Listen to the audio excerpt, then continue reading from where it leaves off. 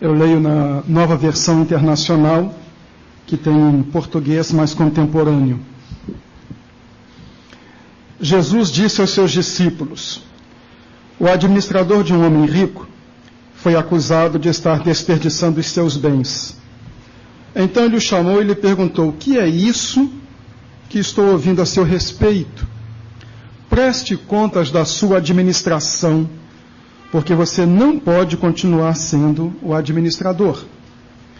O administrador disse a si mesmo: meu senhor está me despedindo, o que farei? Para cavar não tenho força, e tenho vergonha de mendigar. Já sei o que vou fazer, para que quando perder o meu emprego aqui, as pessoas me recebam em suas casas. Então chamou cada um dos devedores do seu senhor. Perguntou ao primeiro: quanto você deve ao meu senhor? 100 potes de azeite, respondeu ele. O administrador lhe disse: tome a sua conta, sente-se depressa e escreva 50. A seguir ele perguntou ao segundo: e você, quanto deve? 100 tonéis de trigo, respondeu ele. Ele lhe disse: tome a sua conta, escreva 80. O Senhor elogiou o administrador desonesto, porque agiu astutamente. Pois os filhos deste mundo são mais astutos no trato entre si do que os filhos da luz. Por isso eu lhes digo: usem a riqueza deste mundo ímpio para ganhar amigos, de forma que quando ela acabar, estes o recebam nas moradas eternas. Lições de um homem desonesto. Queiram sentar-se, por favor.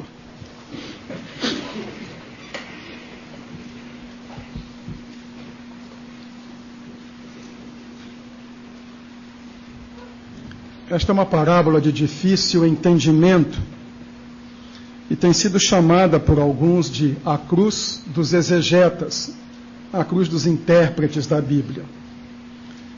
Rudolf Bultmann, teólogo alemão, disse que a parábola era insolúvel. Ela é insolúvel se não se conhece a cultura que a motiva e que lhe dá substrato. A questão que os críticos têm é que Jesus parece elogiar um homem que agiu desonestamente e que enriqueceu desonestamente fraudando o Senhor.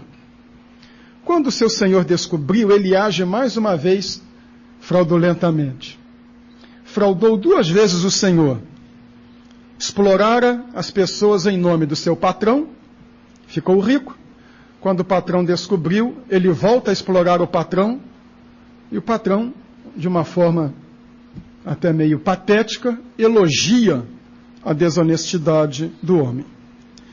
Na realidade, na segunda ação, este homem corrigiu o que fizera de errado na primeira vez. Ele cortou os juros.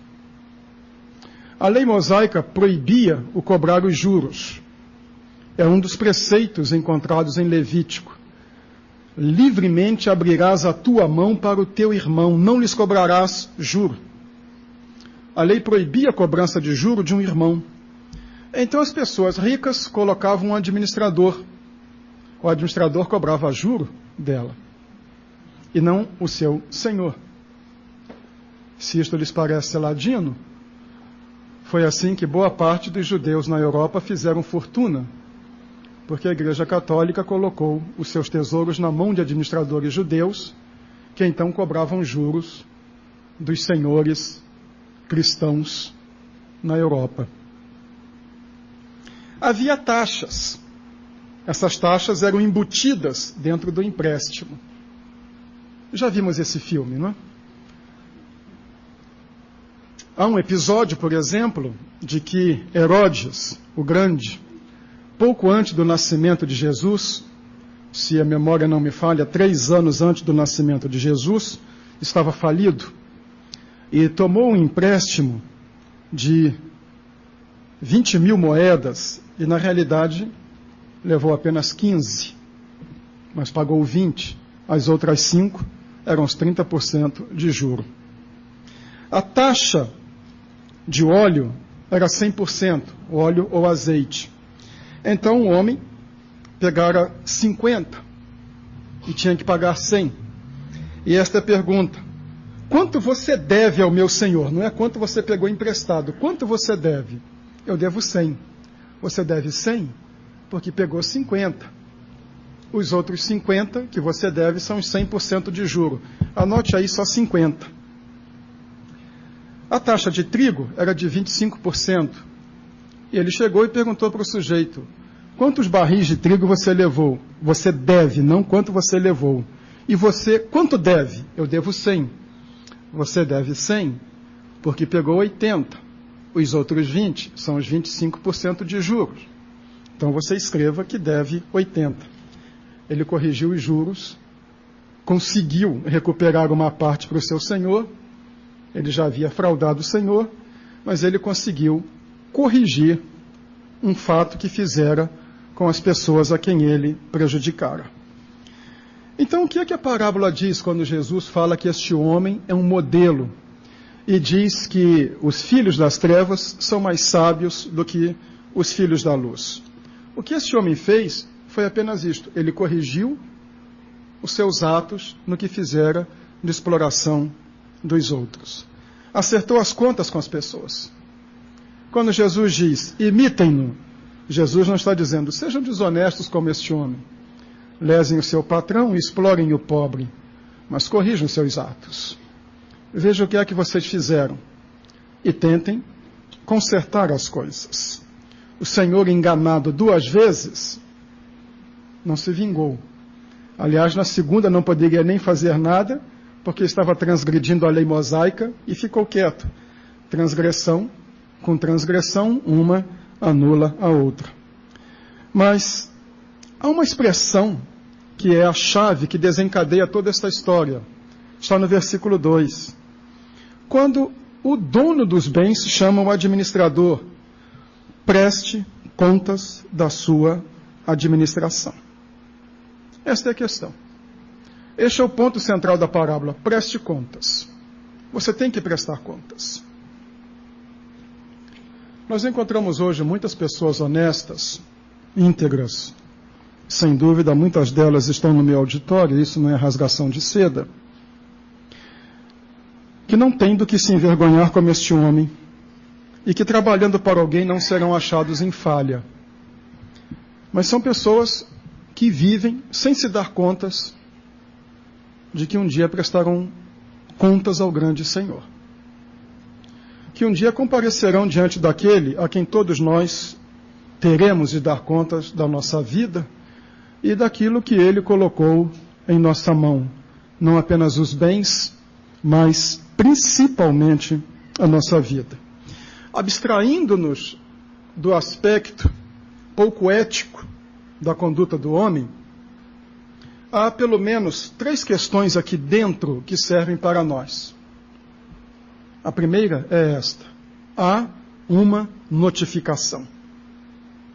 Esta é a questão que desencadeia a parábola. O Senhor descobre que o seu empregado está em falta. O administrador de um homem rico foi acusado de estar desperdiçando os seus bens. Literalmente, se apropriando dos seus bens. Mas desperdiçando é um sentido bem forte no texto grego. Então ele o chamou e lhe perguntou: que é isso que estou ouvindo a seu respeito? Preste contas da sua administração. Como eu disse, aqui está a chave para entendermos de que o texto está tratando. Todos nós um dia ouviremos esta expressão. Vamos à segunda carta de Paulo aos Coríntios, capítulo 5, no versículo 10. Segunda carta de Paulo aos Coríntios, capítulo 5, versículo 10, traz esta expressão: pois todos nós devemos comparecer perante o tribunal de Cristo, para que cada um receba de acordo com as obras praticadas por meio do corpo, quer sejam boas, quer sejam más. Todos nós devemos comparecer perante o tribunal de Cristo. Não há uma pessoa que pode dizer, bem, Deus simplesmente faz vistas grossas para a minha vida, eu não tenho que responder por nada. Todos nós compareceremos, por melhores que sejamos. Imaginemos o temor que se aposta deste homem quando ele descobre que o seu Senhor notou as suas falhas, ele sabe quem é o seu Senhor, e ele sabe perfeitamente o que é que o aguarda. As atitudes dele a seguir mostram um sentimento de ansiedade, de medo, por saber que tem que prestar contas.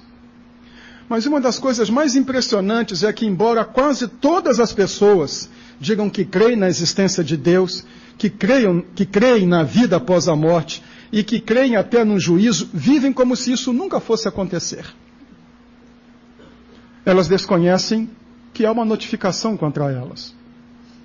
Que examinando as suas vidas, muitas vezes Deus está dizendo: o que é isso que eu ouço dizer a seu respeito? Eu soube que você está desperdiçando a sua vida. Eu soube que você está desperdiçando bens preciosos. Provavelmente você dirá assim: bem, não me compare a esse homem aí desta história. Eu nunca roubei ninguém. Eu nunca fraudei ninguém. Eu procedo com honestidade em meus negócios. Eu pago a minha conta. Eu sou fiel naquilo que vem à minha mão. Não são bens, é a vida da pessoa.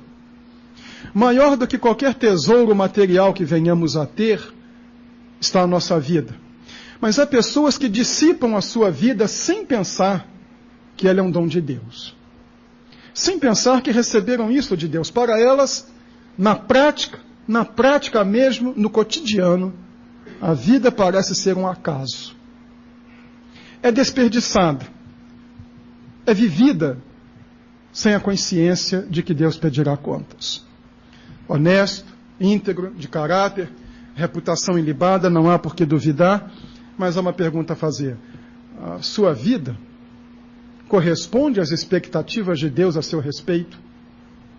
Você poderia dizer: o estilo de vida que eu vivo é aquilo que Deus esperava que eu vivesse. Eventuais esmolas, atos de bondades, tratar bem os outros, não falar mal de ninguém, não praguejar, todas estas coisas são boas e adornam o caráter ético de cada um. Mas não é esta a questão. O tesouro maior que cada um tem, que não é nossa, é de Deus. Ele é o Senhor da vida, é o doador da vida. A vida volta para Ele. Essa é uma declaração bíblica. O corpo volte para o pó, e o espírito volte a Deus, porque veio de Deus, é de Deus. Isso está correspondendo à expectativa do Senhor. A pior fraude que uma pessoa pode cometer é dissipar a sua vida de maneira inconsequente. É não entender que a sua vida tem propósito. Há um objetivo. Há um padrão que Deus espera. Ele é chamado para viver com Deus, para andar com Deus. Mas ele vive a sua vida absolutamente distante, sem quaisquer preocupações nesta área. Se Deus existe, parece ser um axioma de nossa época. É para a nossa comodidade. Deus está aí para nos abençoar. Deus está aí para nos ajudar. Deus está aí para resolver os nossos problemas. Mas nunca esta consciência: o que eu devo a Deus? De que forma eu vivo? Se Deus hoje dissesse para você: preste contas da sua administração, ou como diz a tradução mais clássica, dá contas da tua mordomia. Se hoje houvesse este chamado para um acerto de contas, você seria achado em falta ou seria um mordomo eficiente? Na realidade, se uma pessoa vive longe de Deus, caminha longe dos seus princípios, sem se ater à sua palavra, desprezando sua graça e o seu amor manifestados na pessoa de Jesus Cristo, nós podemos dizer: há uma notificação contra ela, porque está dissipando um tesouro que Deus lhe confiou. Há uma notificação, tudo bem. Notificações nós recebemos. Algumas a gente leva a sério e outras não. Mas aqui há um segundo passo na nossa história. Há um reconhecimento de culpa por parte do homem. Ele não se defende. Ele não diz: não é verdade. É verdade. Ele também não tenta racionalizar: eu tirei um pouquinho, mas o senhor tem muito. Não é assim que muitos de nós fazemos? Primeiro tentamos negar, depois nós racionalizamos. Eu sou, mas quem não é? Eu faço, mas quem não faz? Então nós tendemos a desculpar-nos, julgando-nos por pessoas que sabemos que têm uma conduta pior do que a nossa. Ninguém compara a sua vida com a de um santo, mas compara com a de um patife. Ele é pior. Como aquele garoto ruim na escola, ficou reprovado.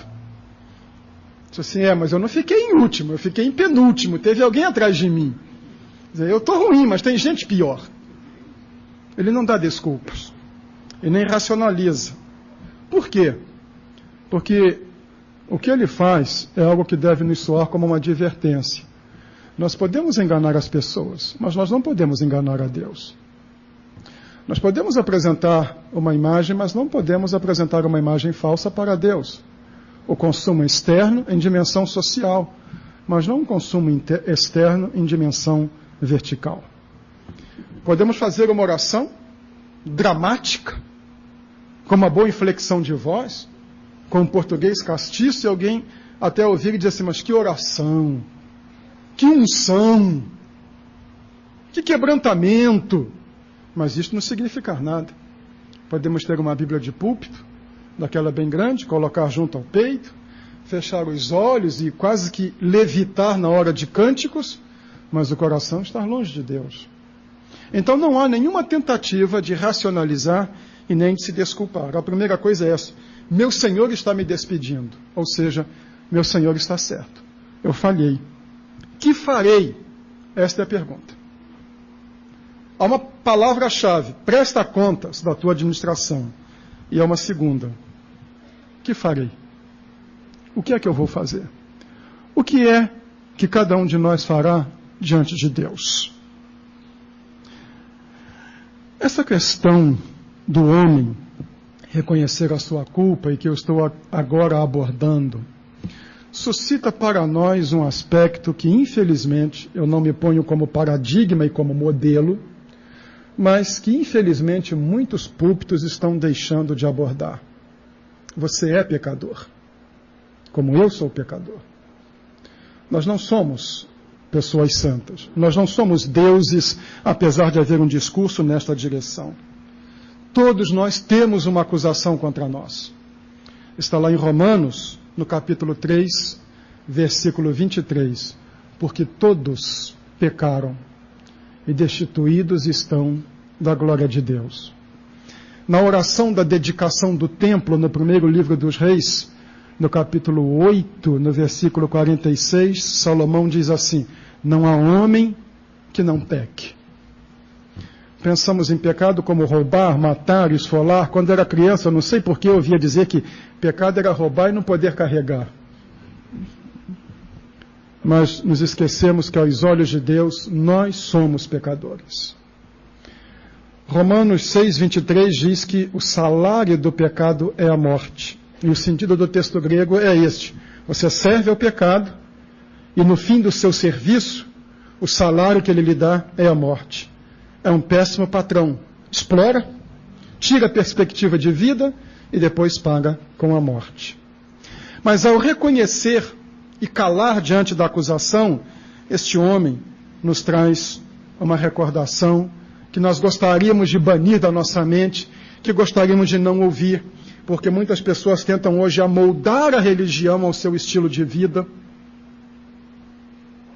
Elas não querem se subordinar às escrituras, elas querem uma escritura que fale o que elas querem, elas querem uma religião de acordo com a sua visão de vida, mas aqui está algo que nós não podemos fugir. Nós somos pecadores, sabemos que somos pecadores, estamos em falha diante de Deus. Há uma notificação, porque Deus vê a nossa vida. E é um reconhecimento de culpa da pessoa que é suficientemente honesta para fazer como o pródigo, que voltou e disse, Pai, pequei contra o céu e contra o Senhor. É preciso uma boa dose de honestidade espiritual para a pessoa reconhecer, eu sou pecador, eu sou devedor a Deus, eu estou em falha. Bem, há uma notificação, há um reconhecimento de culpa, E há um terceiro aspecto na nossa história. Há uma preocupação com o futuro. Voltamos à pergunta: que farei? Ele é um administrador. Hoje teria uma pastinha na mão, uma gravata, um terno Armani, poria lá um samelo nos pés, estaria com um cheirinho de Paco Rabanne, carregaria nas suas viagens um notebook. Ele não serve para pegar na enxada e cavar. Então ele disse: o que farei? Para cavar não tenho força. Ele tem uma certa posição social. Tenho vergonha de mendigar. Esta agora é outra preocupação. Quando nós sabemos que há alguma coisa contra nós, nós tentamos corrigir. De vez em quando ouvimos essa expressão, correr atrás do prejuízo. Não use essa expressão, que ela não tem sentido. Ninguém corre atrás do prejuízo. A gente foge do prejuízo. Mas as pessoas tentam sanar o prejuízo. E o homem, com essa consciência, tentou resolver a sua questão. É verdade que o olhar do homem foi para o seu futuro material. Mas é agora que nós temos que trazer a parábola para onde Jesus a encaminha, para o âmbito espiritual. Não lhes parece muito mais insensato que tesouros materiais que possamos repor, nós nos preocupemos tanto com eles, e um tesouro espiritual que não há como repor se nós o perdermos, nós não nos preocupemos tanto com ele? Não parece estranho que as pessoas se agitem e corram tanto por coisas, por bens, e esqueçam da alma? Que as pessoas têm uma preocupação tão grande com o contingente, com o aqui e o agora, e não olhem em termos de eternidade? Como eu falei hoje pela manhã, esta é uma das gerações mais materialistas de toda a história. Inclusive os chamados cristãos, inclusive muitos dos religiosos, vivem em função de coisas, lutam, brigam, matam e morrem por coisas. As coisas são o sentido último da vida dessa nossa geração. Como elas são importantes para nós? E o homem pensa: não tenho forças para isso e tenho vergonha disto. Nós deveríamos pensar: eu não tenho forças espirituais para resolver o meu problema. Eu tenho vergonha de ser exposto ao ridículo no dia do juízo. Mas as pessoas não pensam nisto. Preocupação com o futuro. Esta é uma das questões que deveria ocupar a nossa mente. O que acontecerá conosco no minuto seguinte à nossa morte? O que acontecerá conosco após o ingresso na eternidade? Como para nós 5, 10, 15 anos são importantes. Entre os orientais, há um conceito chamado kalpa, para designar o que eles entendem de eternidade. Esse conceito é assim: em um determinado lugar, existe um bloco de granito de 1 quilômetro de comprimento, 1 quilômetro de altura e 1 quilômetro de largura. 1 quilômetro cúbico, um bloco de granito. A cada 1000 anos, um pássaro pousa por 1 segundo sobre aquele bloco. Quando aquele bloco tiver se desgastado, sob a erosão das patas do pássaro, a eternidade terá começado. Pensamos nisto. Como para nós estas coisas materiais são importantes e o tesouro eterno, que é a alma, fica de lado. E não paramos para pensar: que farei? Que farei? O homem tomou algumas soluções para resolver o seu problema material. Corrigiu a rota. Agora, na área espiritual, o que farei? Uma vez fizeram essa pergunta a 2 pregadores do Evangelho: senhores, o que é necessário que eu faça para ser salvo? Foi uma preocupação com o futuro. E a resposta foi: crer no Senhor Jesus Cristo. A maravilha da graça de Deus é que nós não precisamos ser desonestos, nem fraudar alguém, nem competir com mais ninguém para cuidar da nossa vida espiritual. É uma questão nossa e de Deus. Você e Deus. Essa é uma das doutrinas mais profundas do movimento protestante e que os evangélicos herdaram do protestantismo. Nós chamamos de sacerdócio universal de todos os salvos. É você e Deus. Não há um sacerdote, não há um homem para fazer mediação, não há uma instituição, não há um prédio, não há uma lei. Graça é isso. Deus trata diretamente com a pessoa. Não há procuração e não há intermediários. O que farei? Bem, há uma estranha espécie de pessoas que nunca pensam na eternidade. Paciência. Um dia ela vem. Um dia ela chega. Mas aquelas pessoas que se preocupam, não há o que fazer. Cristo fez. Não há o que fazer, já foi feito. Presta contas da tua administração. E agora vem uma notificação. E o homem sabe que vai correr um processo contra ele. A Bíblia diz que o processo contra nós foi cancelado por Cristo na cruz. Não há o que fazer. Não há o que pagar. A única coisa a imitar na atitude deste homem é aqui a compreensão de que se está errado e a necessidade de fazer uma correção de rota. Ele corrigiu a rota. E aqui, a correção de rota é esta. Estou no caminho errado. Preciso acertar a minha vida com Deus. Preciso me reconciliar com Ele. Voltemos à parábola. O seu ensino central não é a esperteza de um homem desonesto. O ensino central desta parábola é a necessidade de preparação para quando o Senhor nos cobrar o que é dele. E um dia, como lemos no texto de 2 Coríntios 5,10, importa que todos nós compareçamos diante do tribunal de Cristo. Cada um de nós prestará contas da sua vida. E não vai adiantar dizer, eu fui uma pessoa boa, eu sempre me comportei bem, eu nunca prejudiquei ninguém. Mas a questão é essa, o que é que você fez da solução que eu lhe dei? Talvez você esteja na estranha sensação de alguém que, embora vivendo uma vida reta e decente, tenha consciência de que está fraudando Deus, usando mal o precioso tesouro que Ele lhe deu, que é a sua própria vida. Esta é a pergunta. A sua vida, como você vive, seja sincero e honesto, agrada a Deus? Você administra bem, você está no caminho certo. E para evitar uma notificação, lembre-se disto, há uma provisão de Deus que impede que sobre nós paire qualquer acusação. Esta provisão se chama Jesus Cristo. Que farei? Diz o homem. Que farei? Perguntou o carcereiro de Filipos. O homem tentou a sua solução por si próprio. Mas a resposta autorizada, abalizada da palavra de Deus é esta: crê no Senhor Jesus Cristo. É esta a crença que leva a Deus a olhar e dizer, servo bom e fiel. O servo bom e fiel é aquele que administra a sua vida segundo o propósito de Deus.